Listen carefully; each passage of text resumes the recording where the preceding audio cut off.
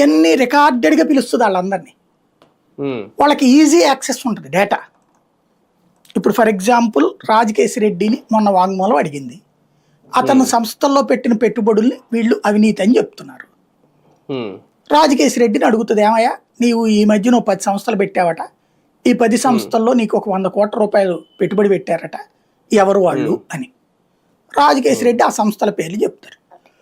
అప్పుడు ఆ సంస్థల దగ్గరికి పోద్ది ఈడీ. వెళ్ళి నీకు ఎక్కడి నుంచి వచ్చినాయా ఈ డబ్బులు అని అడుగుతుంది. వాడు ఇంకో సంస్థ నుంచి తెచ్చాడు అనుకో, నో ప్రాబ్లం. లేదా బ్యాంక్ నుంచి లోన్లు వచ్చినాయి అనుకో, ప్రాబ్లం లేదు. లేదా వాడి దగ్గరకు వచ్చిన డబ్బులు లెక్క చెప్పలేనప్పుడు అతను నేరస్తుడు అవుతాడు. అంటే లెక్క చెప్పలేని డబ్బు నీ దగ్గర ఎక్కడి నుంచి వచ్చింది, అప్పుడు అతని దగ్గర నుంచి రాజకేశ్ రెడ్డి దాకా వస్తుంది. అప్పుడు రాజకేశ్ రెడ్డిని, ఏమయ్యా నీకు ఇట్లాగిట్లా వాళ్ళు పెట్టుబడులు పెట్టారంటే ఈ డబ్బులు నువ్వు ఎవరి ద్వారా తెప్పించుకున్నావు అని అడుగుతుంది. ముందు వీళ్ళు చెప్పగానే లోపలేసేయడం ఉండదు ఈడీ దగ్గర. ఇదంతా సిస్టమ్ సెట్ చేసుకున్నాక జరుగుతుంది.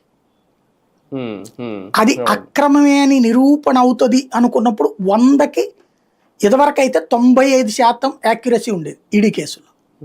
ఇప్పుడు 70% వచ్చింది. సుప్రీంకోర్టు ఈ మధ్యన మందలిస్తోంది కాబట్టి ఇప్పుడు 70% వచ్చింది. ఇప్పటికి కూడా 70% ఆధారాలు ఉంటేనే ఈడీ జోక్యం చేసుకుంది.